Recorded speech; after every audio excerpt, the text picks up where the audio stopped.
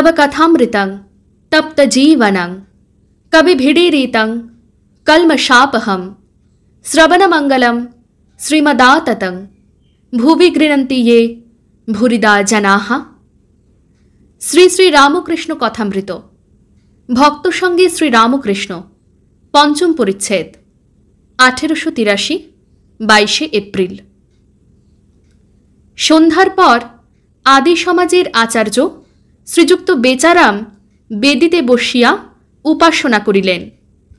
মাঝে মাঝে ব্রহ্মসঙ্গীত ও উপনিষদ হইতে পাঠ হইতে লাগিল।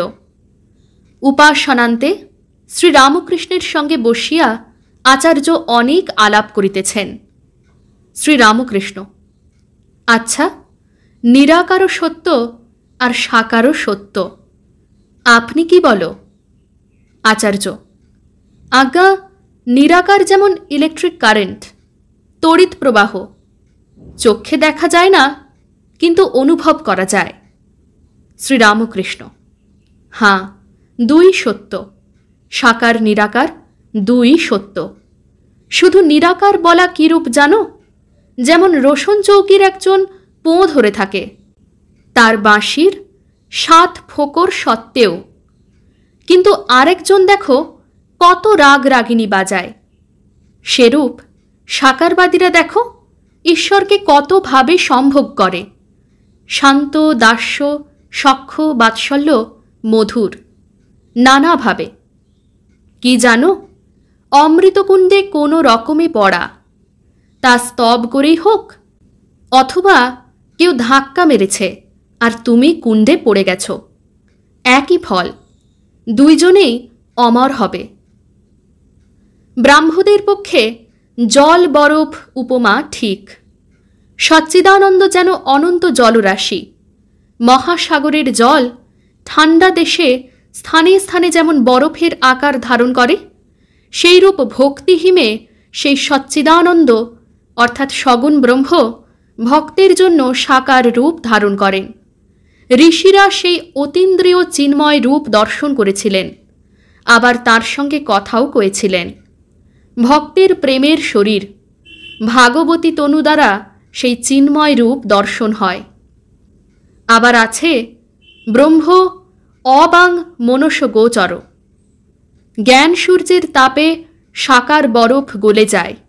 ব্রহ্মজ্ঞানের পর, নির্বিকল্প সমাধির পর আবার সেই অনন্ত বাক্য মনের অতীত অরূপ নিরাকার ব্রহ্ম।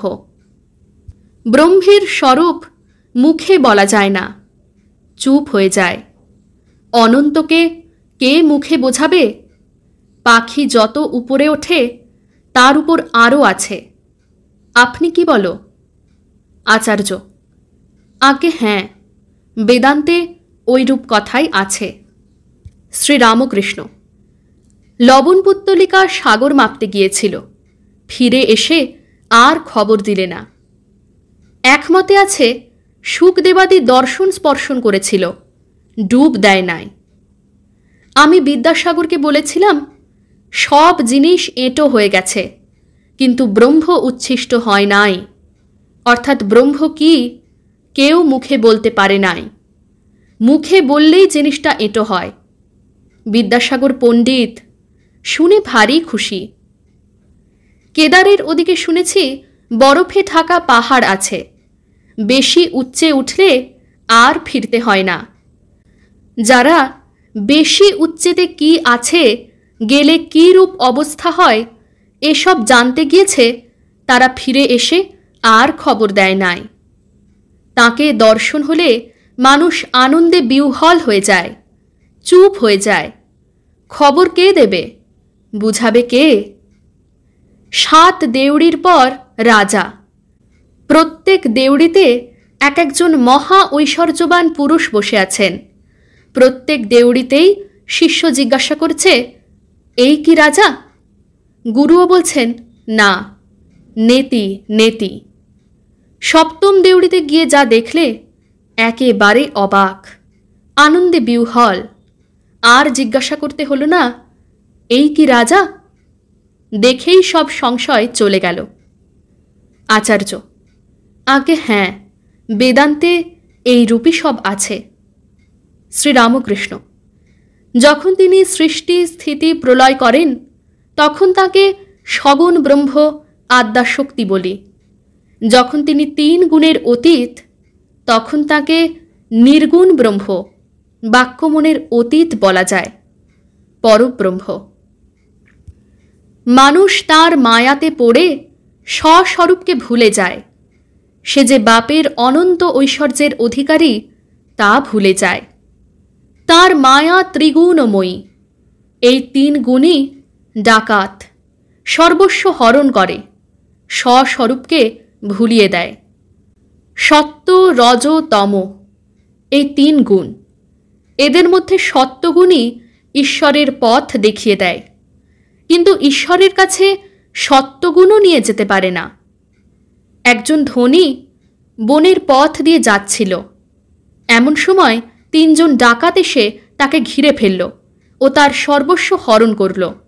সব কেড়ে কুড়ে নিয়ে একজন ডাকাত বললে, আর একে রেখে কি হবে, একে মেরে ফেলো। এই বলে তাকে কাটতে এলো। দ্বিতীয় ডাকাত বললে, মেরে ফেলে কাজ নেই, একে আষ্টে পৃষ্ঠে বেঁধে এইখানেই ফেলে রাখা যাক, তাহলে পুলিশকে খবর দিতে পারবে না। এই বলে ওকে বেঁধে রেখে ডাকাতেরা চলে গেল। খানিকক্ষণ পরে তৃতীয় ডাকাতটি ফিরে এলো। এসে বললে, আহা, তোমার বড় লেগেছে না? আমি তোমার বন্ধন খুলে দিচ্ছি। বন্ধন খুলবার পর লোকটিকে সঙ্গে করে নিয়ে ডাকাত পথ দেখিয়ে দেখিয়ে চলতে লাগলো। সরকারি রাস্তার কাছে এসে বললে, এই পথ ধরে যাও, এখন তুমি অনায়াসে নিজের বাড়িতে যেতে পারবে। লোকটি বললে, সে কি মহাশয়, আপনিও চলুন, আপনি আমার কত উপকার করলেন, আমাদের বাড়িতে গেলে আমরা কত আনন্দিত হব। ডাকাতটি বললে, না, আমার ওখানে যাবার জো নাই, পুলিশে ধরবে। এই বলে সে পথ দেখিয়ে দিয়ে চলে গেল। প্রথম ডাকাতটি তমগুণ। সে বলেছিল, একে রেখে আর কি হবে, মেরে ফেলো। তমগুণে বিনাশ হয়। দ্বিতীয় ডাকাতটি রজগুণ।